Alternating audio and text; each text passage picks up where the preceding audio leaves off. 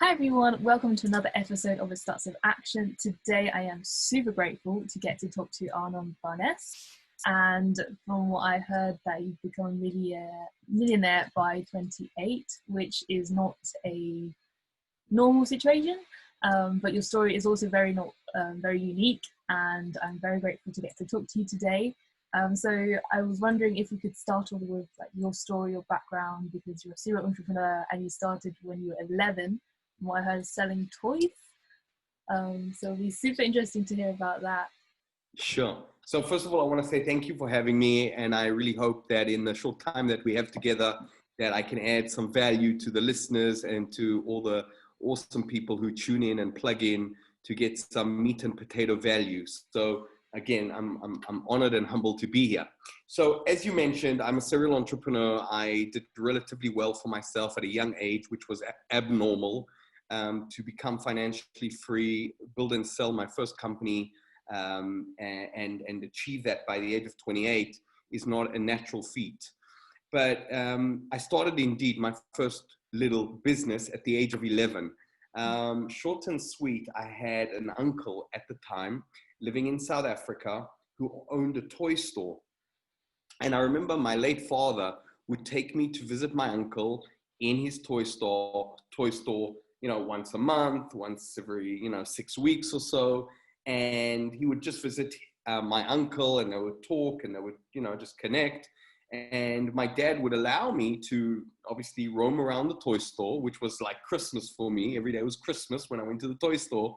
And he allowed me to, choose a toy. And obviously he worked that out with my uncle, whether he paid for it or not. That was a different discussion. I didn't really care. I was 11 years old. But I used to go to the toy store and I used to roam around, and I loved it. And I always walked out with a toy, and it was just Christmas. It was just fun. And that happened repetitively. And as a kid, I remember myself being very observant, very curious. That's how kids are. They pay attention to things that most adults miss.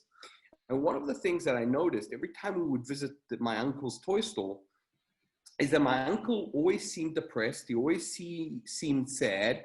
He always seemed beaten up. And he always had this sad, low energy around him. Mm-hmm. And I noticed it again and again and again.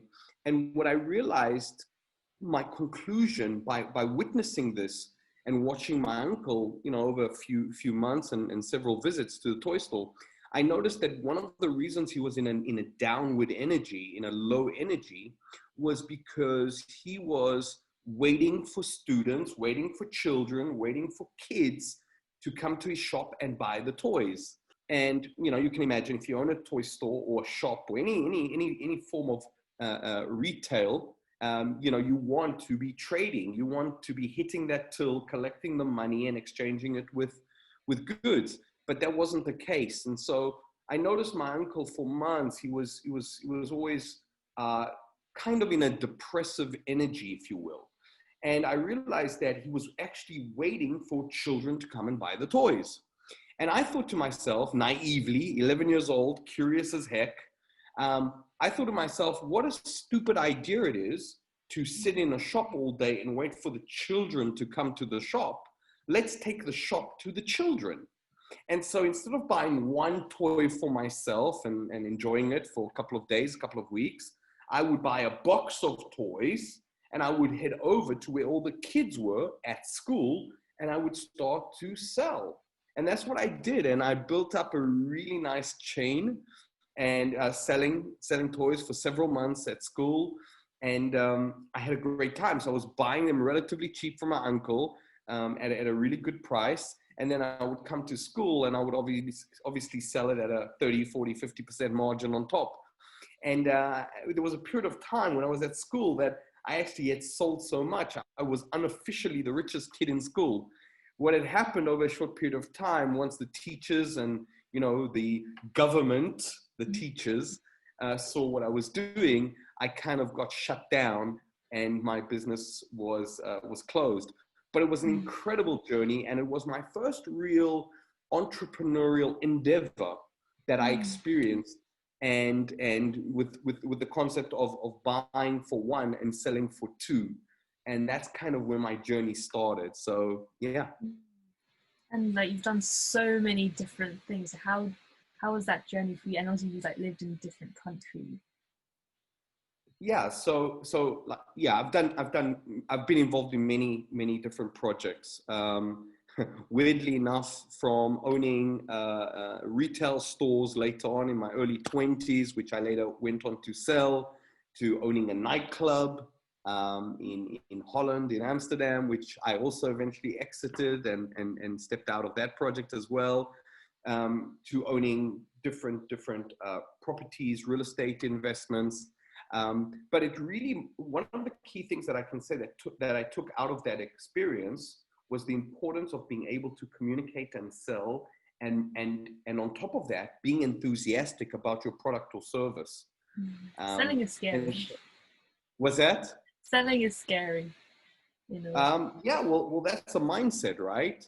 Yeah. And that's one thing I learned, is that a lot of people walk around with that mindset of selling is scary. We don't like the big S. We're afraid of the big S word. Ooh, selling, not for me. But I always say, psychologically and from a mindset perspective, a lot of people struggle with that idea or that word selling. So instead of going out and selling something, how about caring? Change the energy around the word. Instead of saying I'm going to sell something, how about I'm going to add value? Or how about I'm going to educate? Or I'm just going to, share, teach, inform. And I found that really helped me at a young age, because a lot of people, when they hear the word selling, after they engage with that concept of selling, they want to take a shower. And it holds a lot of people back. And the reality is, sales is the lifeblood of every organization. And the way I look at it is that sales equals income. Income equals lifestyle.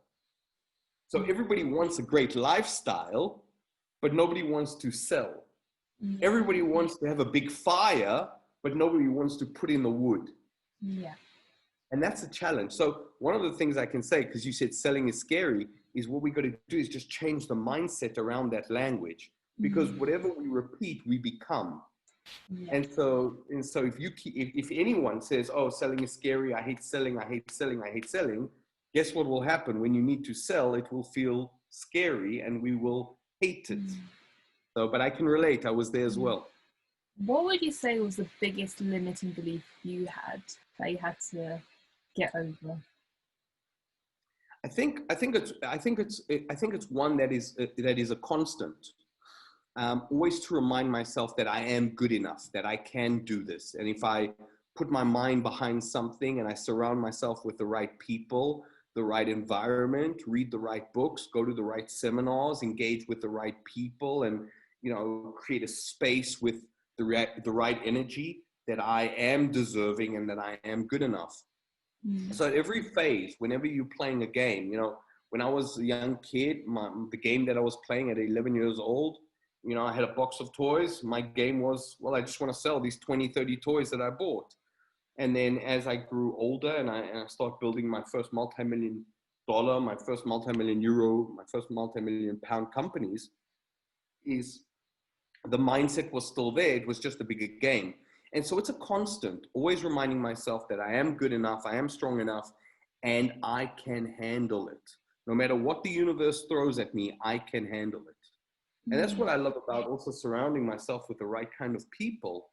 I find that you can bring a problem, a challenge, an obstacle to my table, anything. And the first thing that my mind does is say, who do I need to call? Who do I need to set up a meeting with?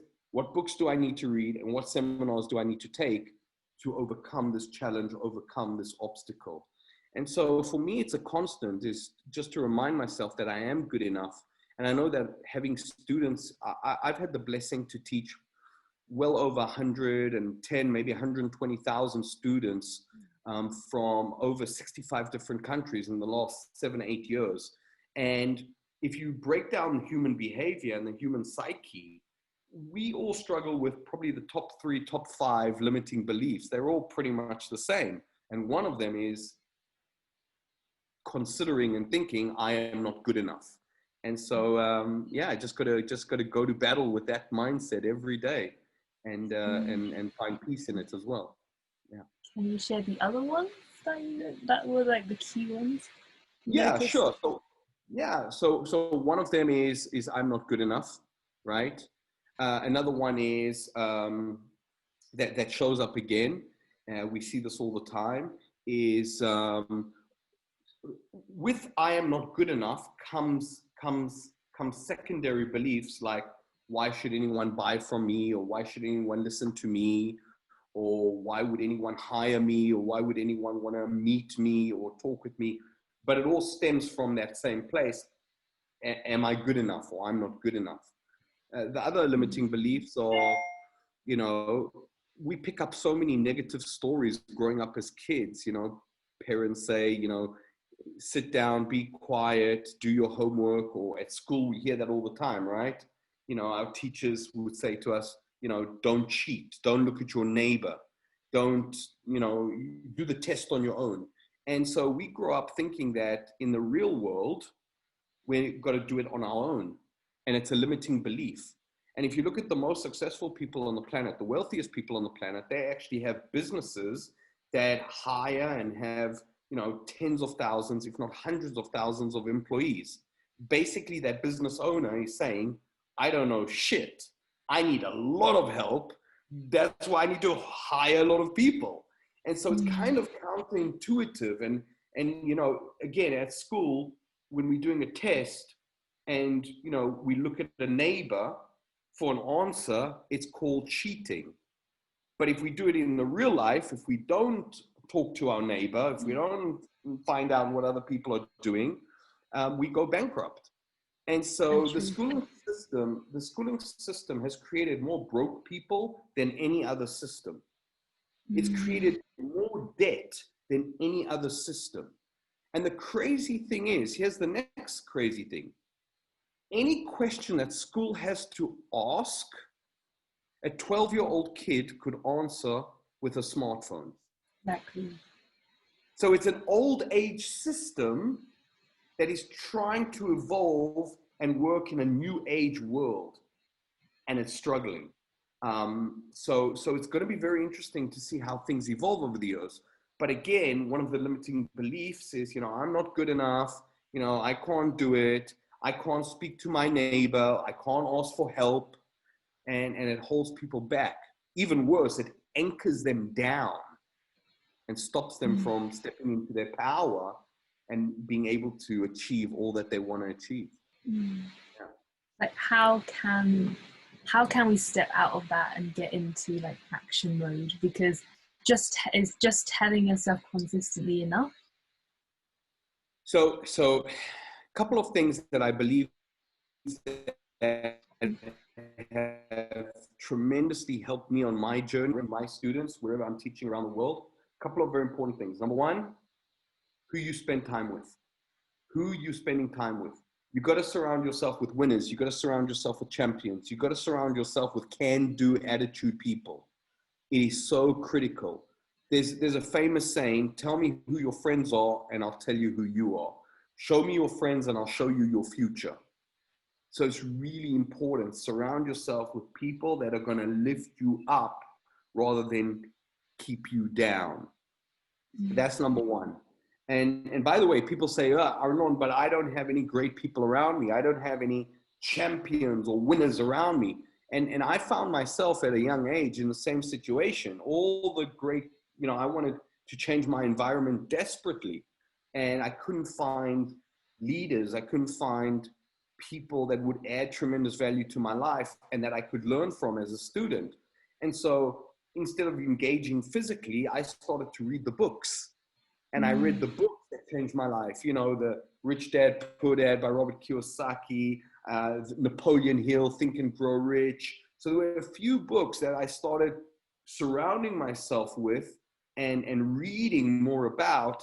And the authors and the teachings became my new friends and my new ways of thinking.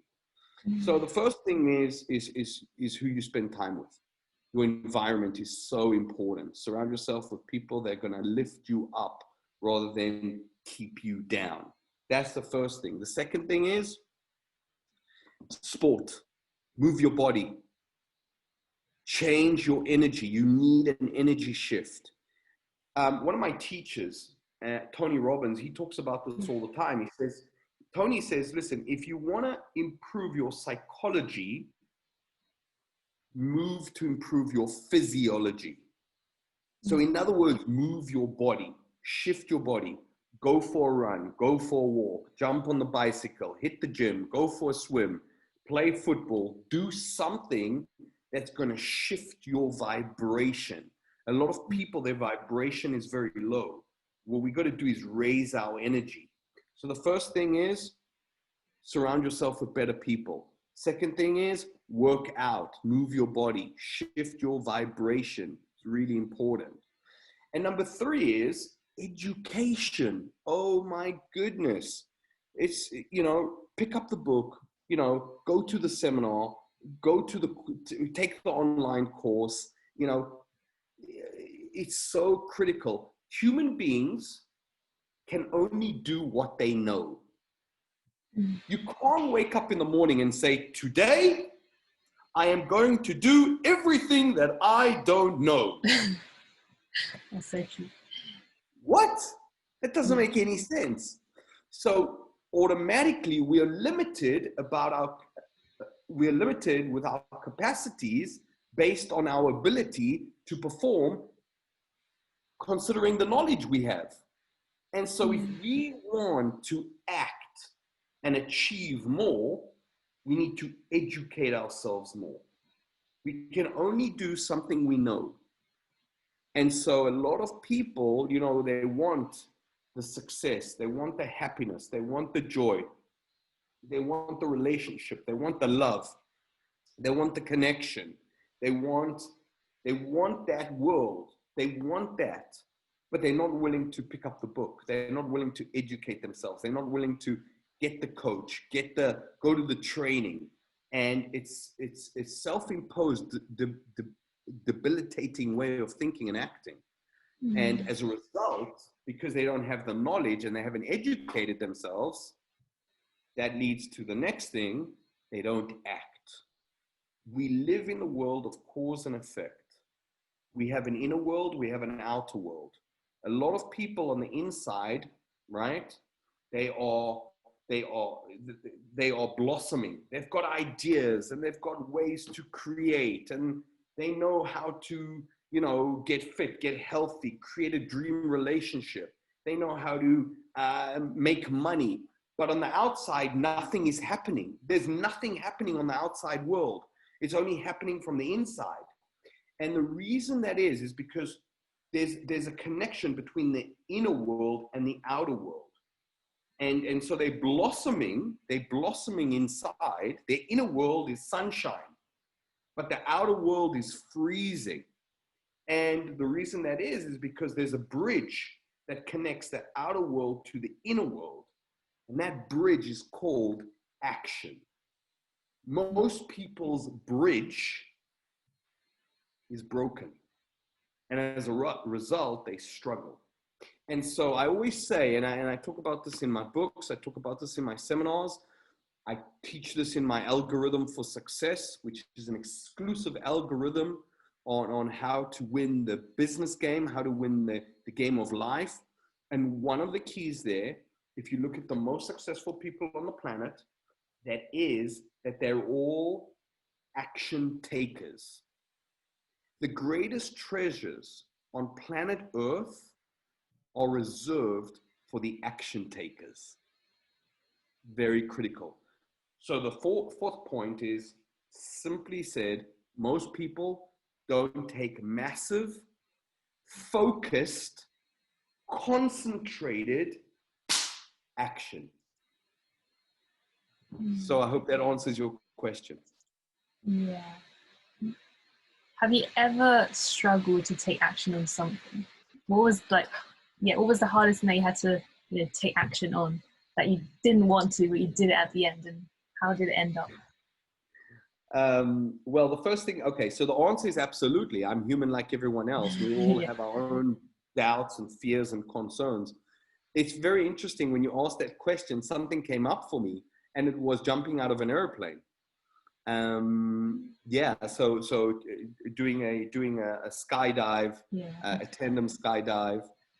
It was something that was a fear. It was something that I didn't want to act on. But you know, one of my teachers always says, if you can't, you must.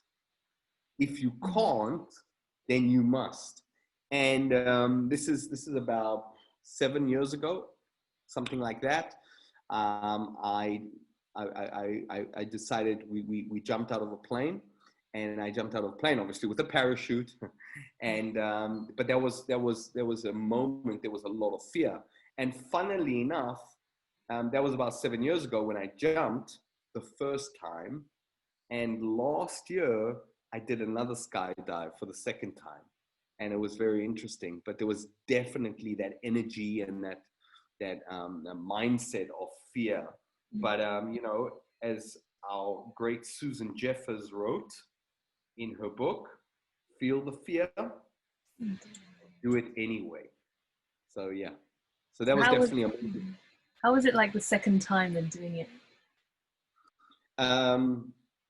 The second time was obviously less fearful, but it,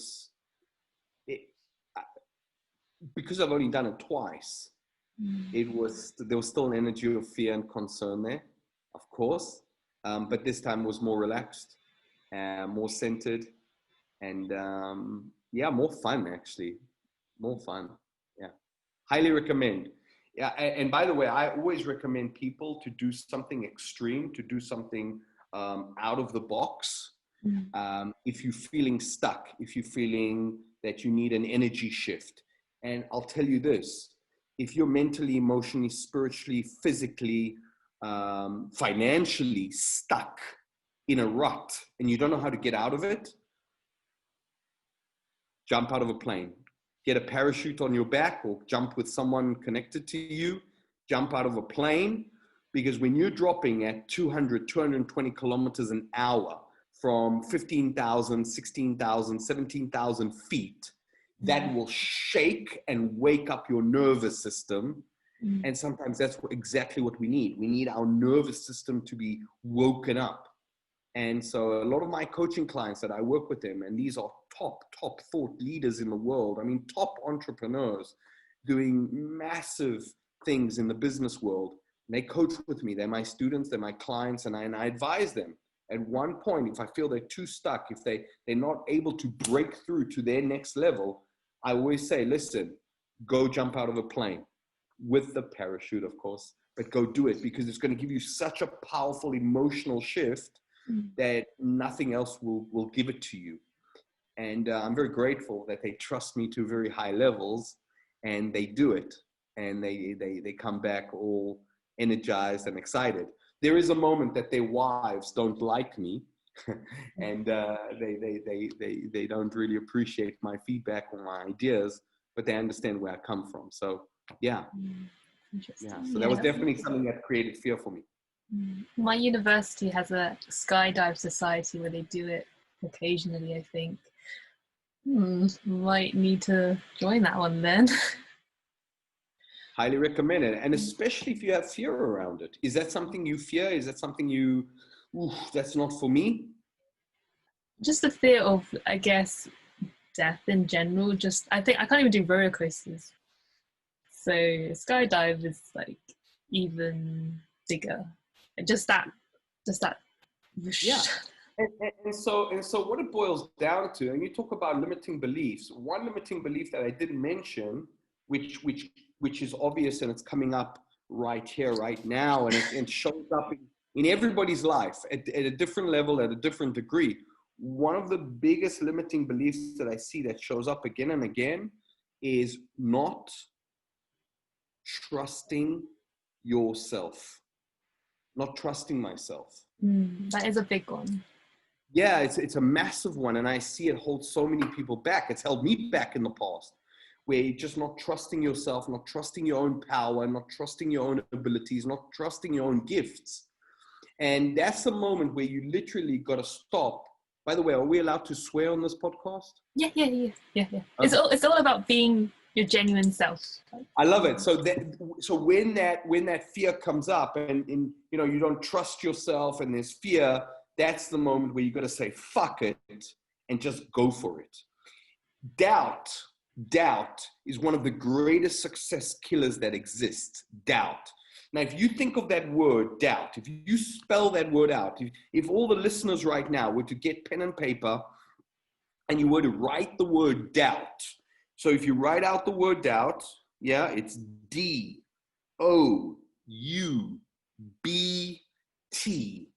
doubt. Doubt is a tremendous success killer. But here's the key. The answer to overcoming doubt is in the problem itself. It's in the obstacle itself. It's in the word itself. So when there's doubt, the secret to overcome that is D-O. Do. Action. And so, exactly, it goes back to action. Exactly. And that's why I'm so honored and humbled to be here and to share these insights and answer these questions and potentially share some golden nuggets to all your listeners and everyone that's connecting to this podcast. Because, you know, we all have doubt. We all have fear. We all, at some point in some time, didn't trust ourselves. And the secret is just to do. And yeah, that's the moment where you just got to say, fuck it, and go for it. You know, a lot of people have a dream. They have a target. They have something they want to achieve. And what they tend to do when they see that the jump or the goal that they want to go after, it's such a big ask. It's such a big task. It's such a big goal. And it requires so much patience and time and energy. And what do they naturally do? A lot of people, not everyone, but a lot of people, what do? They start lowering their goal and lowering the target and lowering the goal.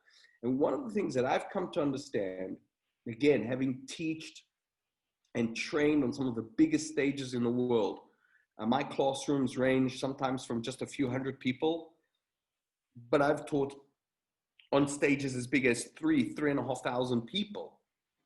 And I've been very blessed. But one of the key things is instead of lowering your target, the secret is actually to increase the activity. Increase the activity. That's going to help you close the gap from obviously where you are to where you want to be. Yeah. Did you envision yourself as like an international speaker to so many people?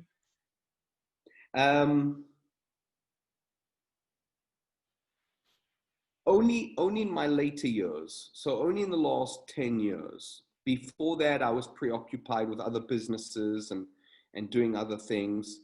But once I'd made a substantial amount of money, let's say more than the average person, then I started to ask questions. And it was the questions that led me to the path of teaching and training and speaking and inspiring and serving other people. For many years, I was running after the money. I came from a very, very middle-class family. And in fact, my father left when I was a young kid. So I dropped out of school. I dropped out of school. I became the man of the house, being the eldest. And so for many years, I grew up in a family that food wasn't always, there. We used to receive charity in the form of food.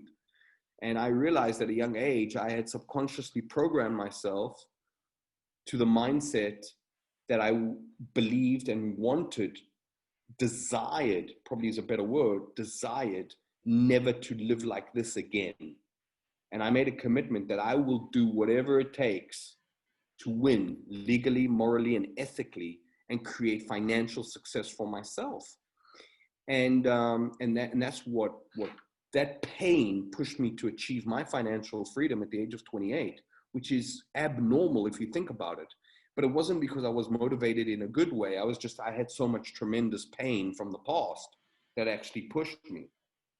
But, you know, when I made some money and my bank account started to fill up, that's when I started to ask some real questions. So what is it all about? And, you know, you get excited when you look at a bank account with a few zeros, several zeros in it. You get excited about that, probably for a couple of minutes, maybe a couple of hours. But for me, very quickly, the question turned into, now what? Now what? And so because I had that tough background and I grew up with, you know, I didn't have a mommy or daddy who gave me a head start in life. I wish I did, but I wasn't the case. And so my mindset was, holy shit, if I could do this, anyone can do this. And so my path started to push me towards teaching and training and coaching and speaking, inspiring and sharing, and giving people a hug when they needed it and kicking people up their ass when they deserved it. Whatever I could do to get them to move in the direction that they desired. In other words, to take action. So for us young people who have probably less than 3 digits in a bank account, what advice would you have for us in terms of wealth and money mindset for everything that, well, not everything, like anything that you wish you knew when you were 20? The first thing I'll say to all my young listeners out there is to understand that you have time. You have time. I recently, you know, I have a lot of young people that contact me, and there's a young man that he's, you know, around 18 years old and so impatient to start investing and buying property and achieve financial freedom and, you know, have that kind of lifestyle. And he's invested a lot of time and energy in reading and taking courses and seminars. And what's important to understand is that you have time. Of course, you want to take action on a daily basis, on a weekly basis, and a monthly basis. But at that young age, to put unnecessary pressure on yourself is not going to serve anyone, especially not you. And so, you know, to all the young listeners out there, the first piece of advice I can give you is, listen, first of all, understand that you have time. I mean, while we're recording this podcast, I am a young man of 41 years old, and I know that the best is still in front of me and not behind me. And so it's really important to understand that you've got to be kind to yourself and you've got to be patient with yourself. They say that the journey of an entrepreneur looks like this. From the age of 20 to 30, we make all the mistakes. From the age of 30 to 40, we're cleaning up all the mistakes we made when we were 20 to 30. From 40 to 50, we start to reap all the rewards from all the work we put in from 30 to 40. And then from 50 plus, that's where we just enjoy life and everything is great. So understand that you're going to fuck it up. You're going to make mistakes, and that is totally okay. If I can give my friends, my listeners, all the young people listening to this podcast right now, I'll say one thing. Get an internship. Work under someone that has tremendous amounts of success that either you want to emulate in your life or in an area of business or a space that you're excited about or passionate about. One of the best ways to learn is just to model other successful people. And, you know, when people come to a job and they say, well, how much will I earn? That's the worst question you can ask. A better question is, how much will I learn? Because that learning and that education on the job, on the spot, in the space that you want to master is critical. Being an intern, being under mentorship from a master is such a forgotten art. Everybody is all about the payday here and now, and short-term gratification is really, really bad. Yeah. So that's a piece of advice I share with everyone. Are you opening to any intern applications? Always, of course. If people have, you know, what it takes and the energy, and I'm always looking for good people. I always tell everyone that I coach, we're always hiring. We're always hiring good people, people with integrity, people with honesty, people that have got a desire, people that have a commitment. And that's one of the secrets to success. I always say to people, I never hire for skill or talent, because skill and talent can always be taught. You can always teach skill and talent. What you can't train is attitude, is mindset. Mindset you can adopt, but attitude is difficult. Some people just have a bad attitude. And so I rather hire someone with a great attitude who might not have the best skill and talent, but that's something we can train. That's something we can work on. That's something we can improve. If you rely solely on skill and talent, you'll lose the game. Mm. Hard work, commitment, showing up, taking action, that's what wins the game, not skill and talent. There's singers, there's performers, there's actors, there's speakers, there's so many people that have more skill and talent than the famous people that we see on stages and in the movies. But one thing, if you want to win in the game of life today, you've got to outwork. You can't rely on skill and talent. And if you think about it, the only place that success happens before work, the only place where success happens before work is in the dictionary. And so that's why you've got to put in the work. You've got to show up. Very important. Yeah. Kind of got me thinking, I know there's a difference, right? What's the difference in mindset and attitude? Dumb question. So it's a really good question. And, I've been asked that in the past. And for me, attitude is it's also an energy thing. Because sometimes have you ever been in a situation where someone's walked into a room and they're just reeking negative energy? It's like, you just like, oh, stay away from me. And that is a part of an attitude. It's how people carry themselves, how they move around, how they vibe almost, right? We move in frequencies, and we've got some good frequencies that empower us and, make us attractive. And we got vibrations that actually put people off and they don't want to be around us. And so, listen, an attitude that I look for specifically in my business and in my businesses is someone who might not know how to do something, but is willing to learn, willing to educate themselves, willing to read the book, willing to go to the seminar. We do a test. When we're hiring people, we tend to ask them to come to an interview at ridiculous moments. I've done interviews on Christmas Day. I used to work on Christmas Day.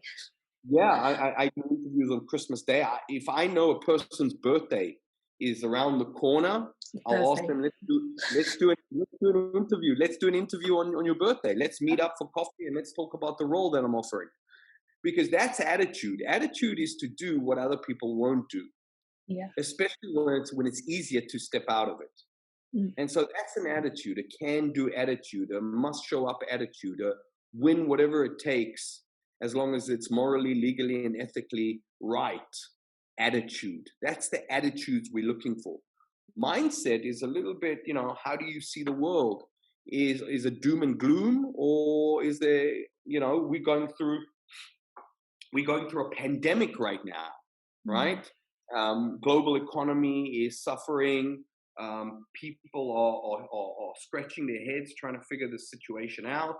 A lot of business owners, business leaders like myself and people that I train and work with, they're pivoting their business. They're looking to change and reinvent themselves because their old business model just doesn't match the new world we're living in at this moment. So a mindset is I think it's a greater picture, where an attitude is here and now, more here and now. They live together. I mean, you could argue the difference between a mindset and an attitude. For me personally, I always hire attitude and train skill and talent. Because if you've got the right attitude, you can learn any skill, you can learn any attitude. You can learn any skill or talent with the right attitude. And so for me, that's really critical. I look for attitude before anything. We do, like I said, the buffoon test. Let's meet at 2 a.m. in the morning. Let's meet at 10 p.m. at night. Let's, meet in ridiculous locations. The person lives in London. Okay, let's meet in Sweden. Let's meet in Germany. And I'm doing that on purpose because one of my teachers, a great teacher, and you read his book, T. Harv Eker. He wrote the book, The Secrets of the Millionaire Mind. And he says, how you do anything is how you do everything. And so I'm really curious to see how people do things. It's fine. So a question I ask every guest is, what does their next best version of themselves look like, and how do they plan to take action to get there? Okay. So, one of the things that I'm a big believer in is that every question we have, there's an answer. And there's an answer, especially in what I call the books. So when I'm working with a person, if I want them to be 12 times better, 12 times more powerful, 12 times more sophisticated, 12 times more influential, 12 times more aware, 12 times more skilled, 12 times more talented, the answer is simple. If you want to become 12 times more powerful than your older version self, you want the caterpillar to turn into the butterfly. If you want to become 12 times stronger, master. Don't read, don't study, master. One book a month. Just one book a month. If you master one book a month for a period of 12 months, by the end of those 12 months, by mastering those 12 books, whatever they are, whatever niche, whatever area you want to be a master in, you study, you chew, you swallow, you master those 12 books, one book a month, which is not that much. By the end of those 12 months, you will become 12 times more powerful, 12 times better off. And so it's always, people overestimate what they can do in a day, but they underestimate what they can achieve in a year. Success is not measured in days or weeks or months. Success is measured in decades. A lot of people, why do most people struggle? Is because a lot of people are jumping in and out of opportunities. So they get involved in an opportunity and they get excited and they run. And then after 3 months, 6 months, 2 years, 5 years, they're like, this is not for me. That's me with musical instruments. Yeah, jumping from chair to chair, right?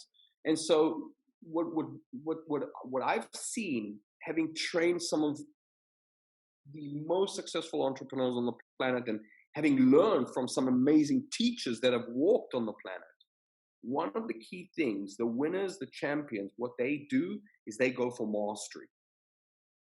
They want to dominate. They don't want to dabble. A lot of people dabble. We don't want to dabble. We want to dominate. And to dominate, you've got to become masterful. And that's why it's important to stick to the course. Stay in line, stay in the game that you focused on. And that's why I said earlier, a lot of entrepreneurs from the age of 20 to 30, they make all the mistakes because that's where they're testing. That's where they're trying. That's where they're figuring themselves out. They're trying to discover, what is their passion? What do they like? What they don't like? And that takes time. And then from 30 to 40, that's where they're cleaning up all the mess they made from 20 to 30.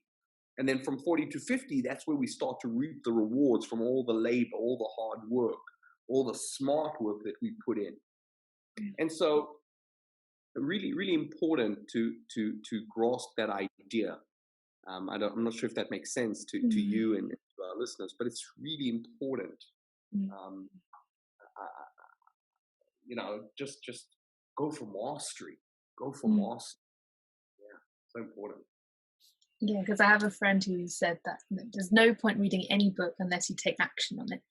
And then I have friends who just read, they say most entrepreneurs read all the books in the world, one book a day or a week. So your point is very new and very very valid. And so one of the things that I see, if you were to read 5 books in a row in a period of 2 weeks, and I said to you, tell me about the first book that you read and what did you learn? What was the biggest insights and what actions are you going to take from that book? Most people won't even remember the book they read. Mm. Because when you compile a book on a book on a book, it's like watching 3 movies in a row. If we do a marathon of movies on a Saturday, right? And we watch a movie and then another movie and another movie, and then I say to you, remind me what happened in the first movie. What was it all about? You'll be like, what was the first movie? I don't remember. And so one of the illusions that people have is they've actually got to learn more. Pile up the books. Oh, I've got to read, there's 365 days in a year. I've got to read 365 books. Bullshit. I rather you master 12 books and act on them. Take massive, concentrated, focused action, implementing the lessons, the aha moments, the insights. Again, action. The name of the game is action. Very simple. It starts with action. The name of the game is action. You can't hope yourself into wealth. You can't hope yourself into great health. You can't hope yourself into a great relationship. You can't hope yourself into finding love. At one point in time, you got to get up for your ass and take massive freaking action. So totally on board with that ideology. And so master a book a month, act on it, implement the aha moments, implement the insights, implement the lessons. You do that over a 12-month period, 12 different books, empowering books, you see how your life transforms. But a lot of people, again, they don't have the stamina to stay in line for 1 year. They want results yesterday. And that's not how the universe works. And it's counterintuitive because the way we've been programmed today, if we want a new pair of shoes, right? If we want a new shirt, what do? We pick up our smartphone, we open it up, and in 3 clicks, we have a new pair of shoes being delivered to our home tomorrow. Yeah. So our natural ability to be patient and to stay in the game and to go for mastery is being suppressed and being trained out of us, because everything today is about speed. Everybody wants speed. Yeah. And if you turn on your computer and it takes less than 60 seconds to fire up, we get frustrated. If we order a book online and it's only going to arrive next week, we get pissed off. I want it tomorrow. And so then you come to an entrepreneur and you say, listen, you're going to have to take action, but you're only going to reap the rewards in 6, 12, 18, 24, 36 months from now. That's where the frustration starts to happen. And so the key is to take action, but not to be attached to the outcome for at least 1, 2, 3 years. Because the magic's not going to happen immediately. It takes time for the universe to make manifest what you want to manifest, if that makes sense. Yeah. Do you believe in the law of attraction? Absolutely. But the law of attraction, one of the biggest things about law of attraction is the law of attraction is not enough.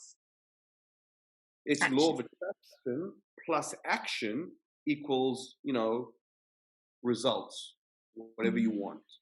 And so that's really, really critical. Like I said, you can't hope yourself into a great relationship.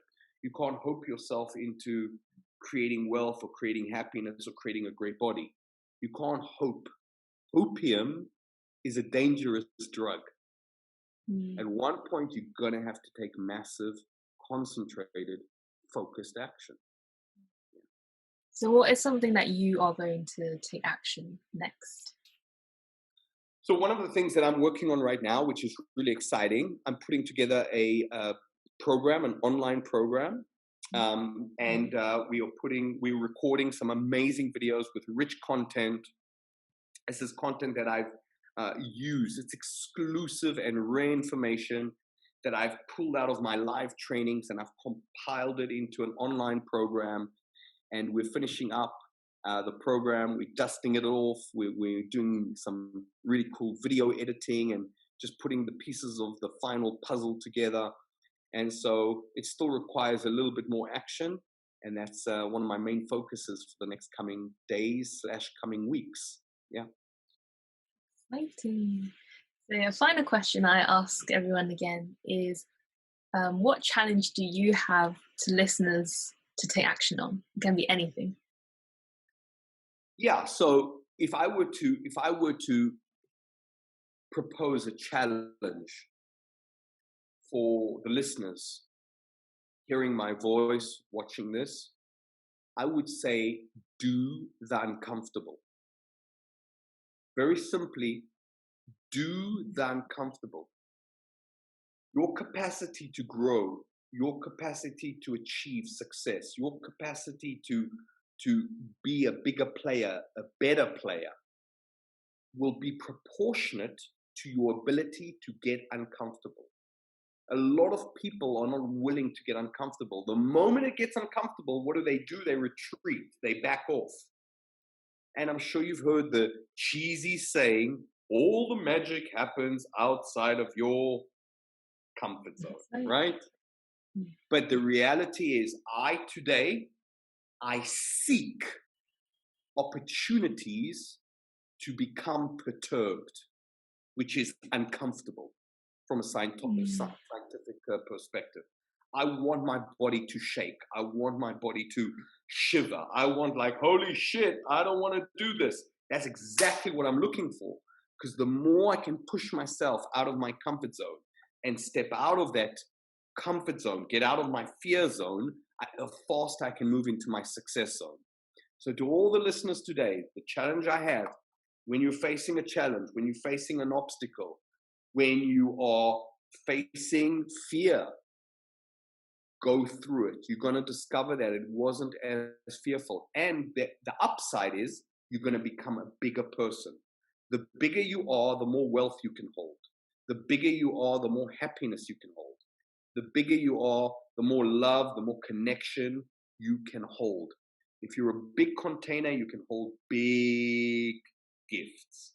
If you're a small container, you can hold small gifts. So become a bigger version of yourself. Scary, but you have to do it. Get uncomfortable. Get uncomfortable.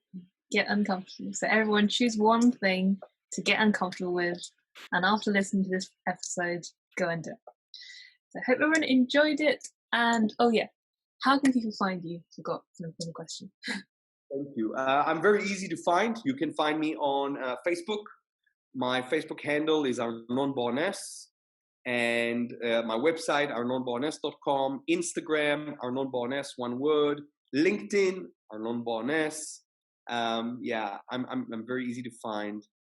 Just Google Arnon Barnes, and I'd love to connect with your audience and hear what they have to say. And yeah, I'm here to serve. Once I've achieved my financial freedom, once I became successful, and money was no longer an issue in my life, I realized that my highest purpose was to serve others. And I hope that all the listeners can reach that place where they understand that we are actually all servants and here to add value and bring our gifts to the marketplace and to the world. And it's a really cool concept to perceive and to pursue. So yeah, Arnon Barnes, easy to find, LinkedIn, Facebook, Instagram. I'm all over the place. Reach out to Arnon, and until next time, guys.